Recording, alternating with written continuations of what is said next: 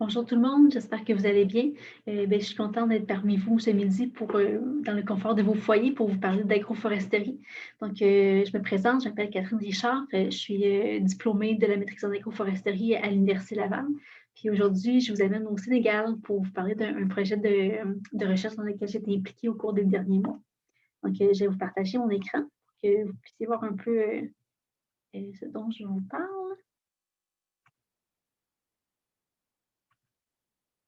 Voilà. Alors, le projet portait sur les contributions de l'agroforesterie au processus d'adaptation au changement climatique dans le secteur agricole sénégalais. Ça a été fait dans le cadre du projet SAIGA, donc le projet de sécurité alimentaire, une agriculture adaptée. C'est un projet qui était coordonné par la FAO, puis qui était financé par le ministère des Relations internationales puis de la francophonie du Québec. Pardon. Dans ce projet-là, il y avait différents partenaires, entre autres l'Université Laval, l'Université McGill, le consortium Mouranos, des organisations de coopération internationale québécois, puis différents partenaires sénégalais, entre autres des organisations de la société civile, puis de l'Institut de recherche. Et puis, le but du projet, c'était de renforcer les capacités de planification à l'adaptation au changement climatique pour la sécurité alimentaire puis la nutrition au Sénégal. Donc, les différents partenaires du projet avaient différents mandats. À l'Université Laval, le mandat était centré sur l'agroforesterie. Donc, le projet s'est fait en 3 temps. D'abord, il y avait la rédaction d'un document plus théorique sur l'agroforesterie et ses contributions potentielles dans une perspective d'adaptation au changement climatique. C'est un document qui est adressé principalement aux gestionnaires, aux décideurs, pour leur permettre de se familiariser avec cette approche-là. Donc, c'était un document plus théorique qui portait sur les contributions de l'agroforesterie en Afrique de l'Ouest principalement. Ensuite, on s'est envolé au Sénégal et on a entamé un processus de collecte de données sur place en faisant des entrevues auprès d'experts et d'expertes sénégalais en agroforesterie. Puis aussi un processus de recherche documentaire dans différents centres de documentation du pays. Afin de créer un répertoire des projets agroforestiers qui ont eu lieu au Sénégal au cours des dernières décennies. Donc, l'exercice nous a permis de répertorier plus de 120 projets. Donc, certains faisaient le cœur de leurs interventions, c'était l'agroforesterie. Donc, certains en faisaient juste une petite partie de leurs activités. Ça, on a réussi à créer ce répertoire-là. Et puis, le but de tout ça, c'était que ça devienne un outil pour partager un peu les meilleures pratiques en agroforesterie entre les acteurs sénégalais impliqués dans le domaine. Mais nous, on s'en est aussi servi comme une base de données pour analyser les contributions spécifiques de chacune des interventions agroforestières qui ont été mises en œuvre au Sénégal dans une perspective d'adaptation au changement climatique. Donc, peut-être pour ceux et celles qui sont moins familiers avec le secteur agricole en Afrique de l'Ouest, les changements climatiques dans cette région du monde-là, je vais présenter juste un bref survol de la situation. Le Sénégal, c'est un pays d'Afrique de l'Ouest situé le long de la côte atlantique. C'est un pays où il fait assez chaud. Dans le nord, on est très près du Sahara. Donc, dans le nord, c'est un climat très aride. Alors que dans le sud, on peut avoir la moyenne annuelle des précipitations s'élève à plus de 1000 mm donc annuellement. Donc, on a un gradient de pluviométrie très marqué entre le nord et le sud du pays, ce qui a évidemment une influence assez déterminante sur les systèmes de production agricole qui peuvent être déployés dans les différentes régions du pays. Sinon, en termes de population, au Sénégal, il y a à peu près 2 fois la population du Québec, mais sur un territoire 10 fois moins grand. Donc, il y a quand même comme beaucoup de monde, puis ça entraîne une pression assez significative sur les ressources naturelles du pays. En ce moment, on enregistre une croissance démographique assez notable, donc d'à peu près 3 % annuellement. Donc, ça accroît la pression sur les ressources naturelles. Puis ça a un impact sur les activités agricoles, puis aussi sur la sécurité alimentaire des habitants. En quelques mots, l'agriculture sénégalaise, c'est principalement une agriculture de subsistance qui est faite pratiquée par des petites exploitations agricoles. C'est une agriculture qui est pratiquée dans un contexte qui n'est pas toujours facile. Entre autres, les sols sont généralement assez peu fertiles. On a des processus de dégradation assez avancés dans plusieurs régions du pays.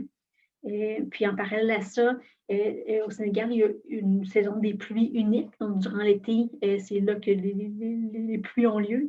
Le restant de la saison, il n'y a pas de précipitation, donc c'est assez sec. Donc, la saison des cultures est assez réduite. Puis c'est une agriculture qui est très dépendante des pluies, puisqu'il y a seulement 5 des superficies agricoles qui sont irriguées. Donc, s'il pleut moins, ben, ça a des conséquences immédiates sur les rendements agricoles. En termes de culture dominante, on a beaucoup de mil, beaucoup d'arachides, mais aussi d'autres céréales, d'autres légumineuses, puis aussi des productions maraîchères et fruitières. Un autre aspect qui caractérise l'agriculture sénégalaise, mais aussi l'agriculture ouest-africaine dans son ensemble, c'est la grande intégration qu'il y a entre les activités plus typiquement agricoles puis l'élevage. Donc, au Sénégal, il y a pas moins de 75 de la population qui pratique une forme d'élevage qui est assez considérable. Donc, les animaux sont vraiment présents sur le territoire. Puis à cela s'ajoutent des populations transhumantes qui vont demeurer plus dans le nord-est du pays, mais qui vont arpenter avec leurs troupeaux une grande partie du territoire sénégalais au fil des saisons. L'agriculture, c'est une activité économique majeure au Sénégal. Donc, c'est la principale source de revenus de la majorité de la population sénégalaise. Puis même, c'est la principale source de revenus de jusqu'à 80 des ménages dans les milieux ruraux. Puis, paradoxalement, on note que les ménages paysans sénégalais souffrent plus d'insécurité alimentaire que la moyenne des Sénégalais dans la moyenne nationale des Sénégalais. Donc, c'est paradoxal, mais les personnes qui produisent la nourriture sont celles qui subissent le plus la faim. Puis, ben, ça, c'est pas quelque chose qui est typique au Sénégal. On retrouve cette situation-là dans de nombreux pays aussi, malheureusement. Voilà, donc il y a les paysans et les paysannes sénégalais font face à beaucoup de défis. Malheureusement, l'arrivée des changements climatiques va avoir des conséquences importantes pour eux. En termes de changement, on prévoit entre autres une hausse des températures comme partout ailleurs sur le globe. Donc, les températures moyennes, mais aussi une augmentation des températures extrêmes. Par exemple, le nombre de jours où les températures devraient être supérieures à 35 degrés est amené à augmenter significativement au cours des prochaines décennies. Au niveau de la pluviométrie, il n'y a pas de consensus en fait actuellement. Il y a des modèles climatiques qui prédisent qu'il va y avoir plus de pluie, puis d'autres qui vont avoir moins de pluie. Donc, il y a une incertitude à ce niveau-là. Par contre, les modèles convergent pour dire qu'il devrait y avoir une variabilité accrue des précipitations. Donc, on prévoit des épisodes de pluie intense plus fréquents et entrecoupés d'épisodes de sécheresse plus fréquents aussi, puis plus prolongés. Au niveau des vents, on prévoit une possible augmentation de leur force. Puis, le niveau des eaux océaniques est amené à monter, ça aussi comme partout sur la planète. Mais comme le Sénégal, c'est un pays qui est très plat, qui a une altitude très faible, bien, une élévation même modeste des eaux océaniques va faire en sorte que l'eau peut vraiment rentrer assez loin à l'intérieur des terres, puis entraîner des dégradations chimiques par salinisation, puis des pertes de superficie agricole qui peuvent être notables. Ben maintenant, ces changements-là, ils vont avoir des impacts majeurs sur l'agriculture sénégalaise, autant dans les productions végétales que dans les productions animales. Entre autres, au niveau des cultures, on s'attend à des stress thermiques plus importants, puis des stress hydriques qui vont affecter les rendements agricoles. Au niveau des sols, on prévoit plus d'érosion hydrique, plus d'érosion éolienne. Aussi, pardon, avec une température plus élevée, la matière organique devrait se minéraliser plus rapidement. Puis tout ça va avoir des impacts sur la fertilité des sols, puis indirectement sur les rendements agricoles. J'ai glissé un mot sur la salinisation tout à l'heure. Sinon, sur les bioagresseurs des cultures, l'impact des changements climatiques est un peu plus incertain. Donc, la croissance de la température, puis dépendamment s'il va plus pleuvoir ou moins pleuvoir, ça va avoir des conséquences différentes sur les ravageurs, les insectes ravageurs ou par exemple les plantes adventices. Mais c'est difficile actuellement de prédire ça va être quoi l'effet net de ces changements-là sur les bioagresseurs des cultures. Sinon, au niveau de l'élevage, évidemment, plus de chaleur va entraîner plus de stress thermique pour le bétail, donc va affecter le bien-être, mais aussi la productivité animale. Ensuite, on prévoit des enjeux par rapport à la disponibilité en eau, donc moins de points où les animaux peuvent s'abreuver en eau sur le territoire. Aussi, des températures accrues, des épisodes de sécheresse plus fréquents pourraient diminuer la disponibilité puis la qualité du fourrage. Puis, de manière générale, on s'attend à ce qu'il y ait des tensions de plus en plus fortes entre les agriculteurs puis les éleveurs pour l'accès aux ressources.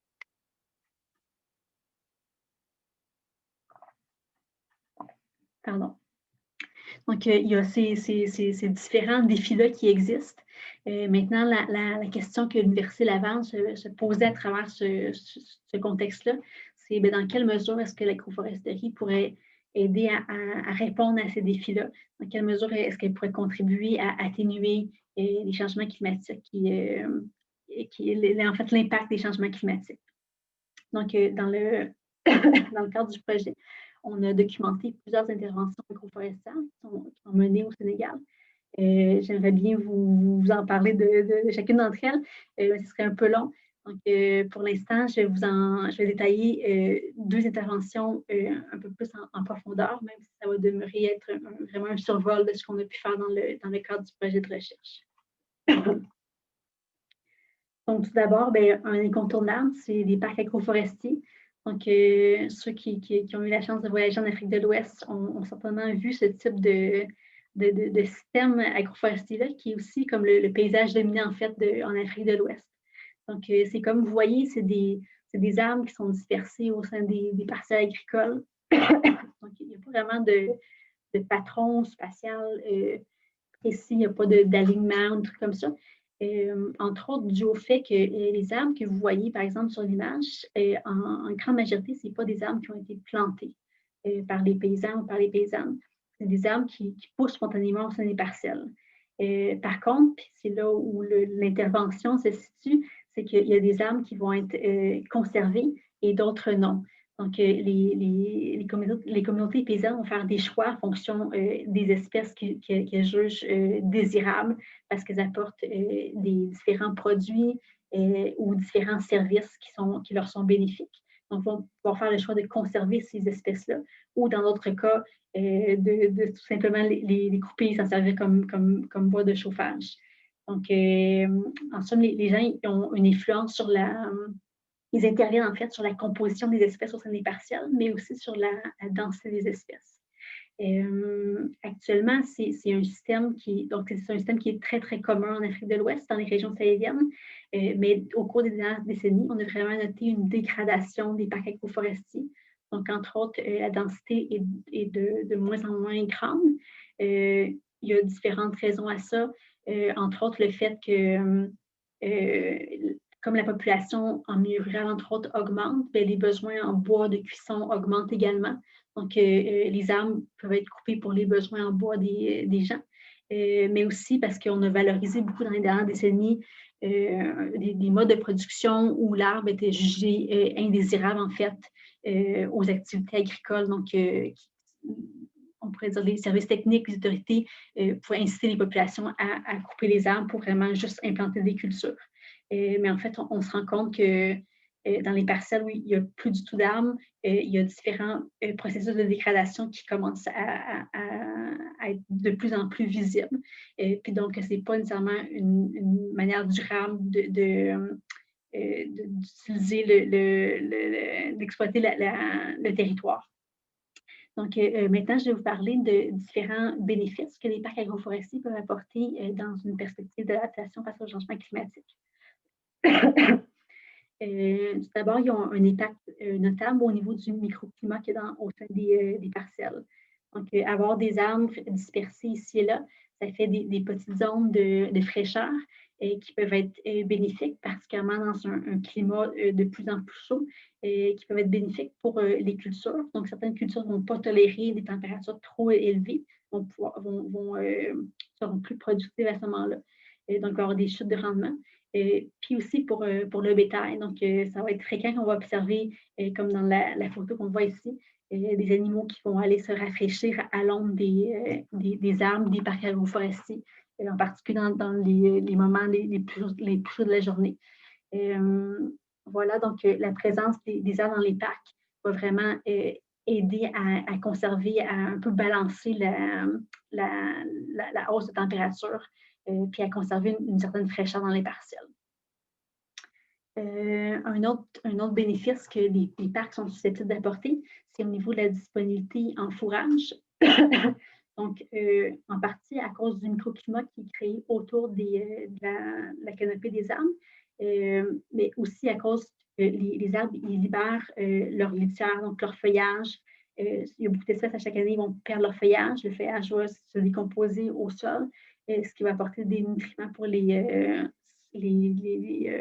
herbacées qui sont situées au pied des arbres. Donc, les aspects microclimatiques puis de fertilité accrue vont faire en sorte que souvent, il va y avoir plus de fourrages qui vont être disponibles au pied des arbres dans les zones plus pastorales.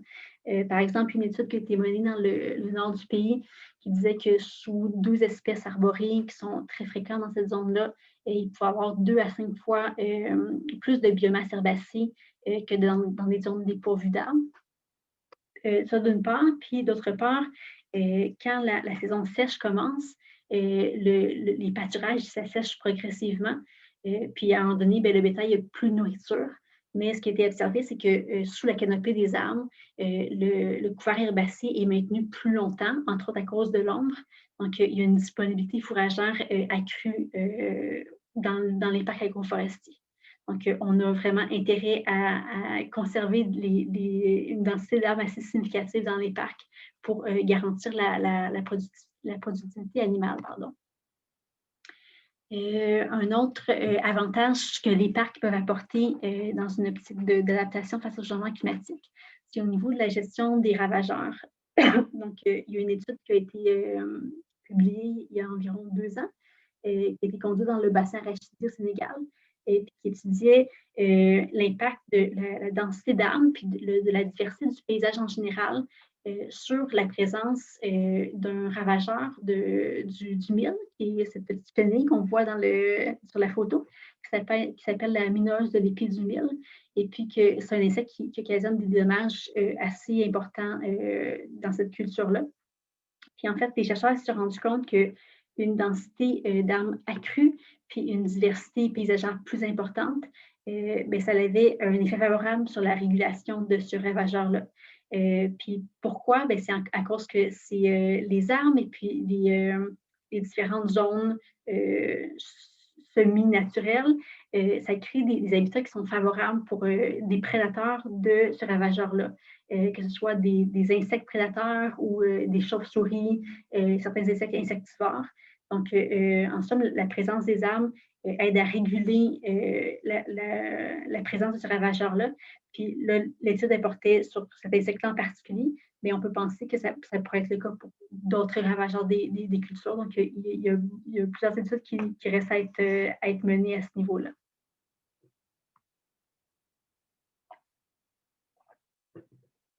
Maintenant, la deuxième intervention dont je vais vous parler, c'est la gestion agroécologique des arbustes indigènes.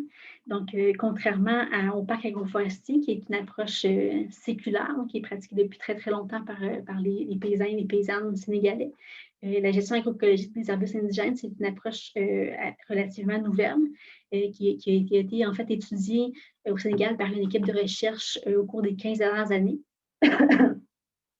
Donc, tout à l'heure, je vous expliquais que dans les parcelles, il y a des arbres qui poussent spontanément, mais il n'y a pas seulement des arbres, il y a aussi des arbustes.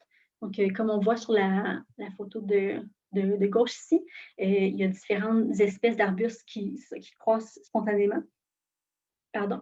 Il y a des espèces qui sont plus communes, entre autres 2 en particulier. Le Guira sénégalensis, puis une autre espèce qui s'appelle le Pileostigma reticulatum. Puis ces espèces-là poussent spontanément au sein des parcelles. Puis, bon, les paysans et les paysannes s'en accommodent tant bien que mal jusqu'à maintenant. En général, quand c'est le temps des semis, les gens ils vont couper ces arbustes-là pour faciliter les opérations agricoles. Ils vont conserver les tiges les plus grosses pour s'en servir comme bois pour la cuisson des aliments. Puis avec les autres résidus, ils vont les empiler en tas, puis ils vont les brûler pour s'en débarrasser. Et le fait de les brûler, ça a des avantages quand même significatifs pour les cultures. Donc, ça libère des nutriments dans le sol. Par contre, ce qu'on se rend compte, c'est que quand ces éléments sont brûlés, il y a une grande partie du carbone qui est volatilisé, donc qui ne peut pas bénéficier, qui ne peut pas être intégré au sol, puis ultérieurement bénéficier aux cultures. Et aussi, oui, ça libère beaucoup de nutriments, mais quand la saison des pluies commence, bien, une grande partie de ces nutriments-là qui sont lessivés par les eaux de pluie. Donc, ultimement, encore là, ça ne bénéficie pas en totalité aux cultures. Donc, il y a une équipe de recherche qui s'est demandé de quelle manière est-ce que ces arbustes-là pourraient être mis à profit davantage. Donc, ils ont développé une approche qui consiste essentiellement à laisser les arbustes croître naturellement durant la saison sèche. Puis, un peu avant la période des semis, les arbustes sont coupés comme les agriculteurs et les agricultrices font habituellement. Mais au lieu d'être rassemblée en tas puis brûlée, cette matière-là est coupée à l'aide d'une machette, qui est comme l'instrument un peu typique des agriculteurs sénégalais. Puis, donc, elle est découpée en une espèce de petits fragments qui sont après ça dispersés sur les parcelles, de sorte à créer un genre de paillis. Donc, voilà, donc le paillis est appliqué, puis après ça, bien, comme il n'y a plus d'arbustes comme tels qui sont sur la parcelle, bien, ils peuvent effectuer des opérations agricoles sans problème, donc faire les semis. Donc, la culture peut s'implanter progressivement. Puis, en parallèle à ça, bien, les arbustes, en fait, c'est des arbustes qui sont très vigoureux, très résistants. Donc, même s'ils ont été coupés en ras du sol, le système racinaire se réactive rapidement, puis l'arbuste se remet à pousser. Donc, progressivement, on a comme la coexistence de la culture puis de l'arbuste au pied de celle-ci, comme on voit sur la photo ici, jusqu'au moment où la culture est récoltée. Et après ça, les arbustes continuent de pousser, en fait, jusqu'à la prochaine coupe l'année suivante. Donc, c'est ça, c'est une nouvelle technique qui a été essayée. Un des avantages principaux, c'est qu'au niveau des sols, ça apporte vraiment des avantages significatifs. Premièrement, ça protège les sols. Donc, ce paille-là, ça protège vraiment les sols, entre autres contre l'érosion éolienne et l'érosion hydrique également. En plus, ça apporte énormément de matières carbonées et de nutriments divers qui vont bénéficier aux cultures l'année même ou l'année suivante. Mais il y a aussi des avantages au niveau de la gestion de l'eau. Donc, premièrement, la présence d'arbustes dans les parcelles va favoriser une meilleure infiltration de l'eau. Donc, l'eau va comme s'infiltrer le long des conduits racinaires pour vraiment hydrater davantage le sol. Également, le paillis à la surface du sol va favoriser une meilleure conservation de l'humidité, ce qui va être bénéfique aux cultures. Mais il y a aussi un troisième phénomène qui s'appelle le soulèvement hydraulique. Que je vais vous expliquer, puis qui a été étudié plus spécifiquement dans le cadre de ces projets de recherche-là. Donc, ici, on voit une coupe une zone où il y a un des deux arbustes dont je vous parlais tout à l'heure. Et puis, on voit le réseau racinaire, la profondeur à laquelle le réseau racinaire arrive à s'infiltrer dans le sol pour aller chercher l'eau dont il y a besoin. Donc, c'est des arbustes qui sont adaptés au milieu aride, donc très résistants. Donc, quand les horizons superficiels deviennent secs, il va vraiment chercher son eau en profondeur pour la ramener à la surface, puis pour que ça puisse répondre à ses besoins. Mais en fait, ce que les chercheurs se sont rendus compte, c'est qu'il y avait plus, le taux d'humidité était souvent accru à la surface du sol dans les zones où il y avait des arbustes, comparativement à des zones sans arbustes. Donc, ils s'interrogeaient pourquoi ce phénomène-là avait lieu. Puis, une des expérimentations qu'ils ont menées, c'est que dans des zones assez profondes du sol, ils ont pris une fiole, puis ils ont inséré des racines de l'arbuste dans la fiole. Et dans la fiole, il y avait une solution qui contenait un marqueur isotopique. Donc, l'arbuste pompe l'eau des profondeurs et entre autres de cette solution-là. Et puis, quelques heures après, des analyses foliaires étaient effectuées, puis on se rendait compte qu'à un moment donné, on pouvait noter la présence du marqueur isotopique dans les feuilles de l'arbuste, ce qui démontre que, ben oui, l'eau, il prend l'eau dans les profondeurs, puis il l'amène dans son feuillage. Mais quelques heures plus tard, on a aussi noté la présence du marqueur isotopique dans les feuilles, donc dans cette fois-ci, c'était une culture de mil, ce qui démontrait qu'en fait, l'arbuste pompe l'eau du sol, puis la ramène pour ses propres besoins, mais aussi la ramène dans son réseau racinaire superficiel, donc des racines plus latérales, puis une partie de cette eau-là est rendue disponible aux cultures avoisinantes. Donc, évidemment, dans un contexte de changement climatique où est-ce qu'on s'attend à des épisodes de sécheresse plus fréquents, bien, cet avantage-là est vraiment majeur. Les chercheurs ont appelé ce phénomène-là donc le soulèvement hydraulique, mais ils parlent aussi de bioirrigation, donc une irrigation qui est faite par des méthodes biologiques. Donc, évidemment, la présence des arbustes est profitable, on peut se l'imaginer. Puis ben, non seulement ça a un impact positif sur les sols, puis au niveau de la gestion de l'eau, mais ça a aussi un impact positif sur les rendements. Donc ici sur l'image, on voit des parcelles expérimentales. À la gauche, il y a des parcelles où il y avait une culture pure.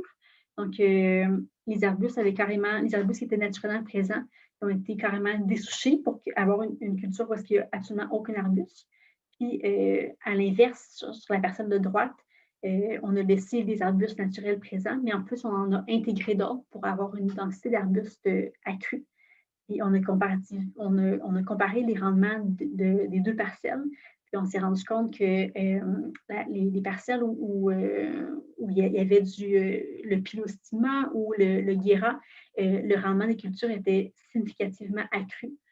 Par exemple, pour le mil, on a eu des augmentations de jusqu'à 137 supérieures dans les parcelles avec arbustes. Donc, c'est vraiment des variations qui ne sont pas négligeables. Puis, vu la forte variation du climat dans les prochaines années, puis on peut s'attendre que ça va affecter beaucoup les rendements, donc vraiment créer des grosses fluctuations de rendement, bien, avoir une technique comme ça qui permet d'augmenter les rendements, évidemment, ça peut juste être gagnant pour augmenter la résilience des communautés paysannes. Donc voilà, c'était très court. J'aurais aimé ça vous parler d'autres techniques également. Mais c'est ça, pour conclure, à la question est-ce que l'agroforesterie peut apporter des bénéfices en matière d'adaptation au changement climatique au Sénégal? Bien, je pense que la réponse est incontestablement oui. Par contre, bien, évidemment, ce n'est pas magique, ce n'est pas une solution unique. Je pense que c'est des interventions qui peuvent être mises en place en parallèle à plein d'autres types de pratiques. Aussi, c'est important de se rappeler que ce n'est pas nécessairement toutes les interventions qui vont être adaptées à toutes les régions. Donc, il faut vraiment qu'il y ait une adéquation entre les interventions et les conditions écologiques dans lesquelles les interventions sont implantées. Donc, ça, d'une part. Puis aussi, il faut qu'il y ait aussi une adéquation entre les interventions puis les aspects socioculturels. Donc, les agriculteurs, oui, comme ça se peut qu'un chercheur vienne puis lui dise à cette technique-là, ça a vraiment des avantages certains, il faut que tu l'implantes. Mais si ça ne fait pas de sens pour ce paysan ou cette paysanne-là, bien, ce ne sera pas des pratiques qui vont avoir des bénéfices durables en matière d'adaptation.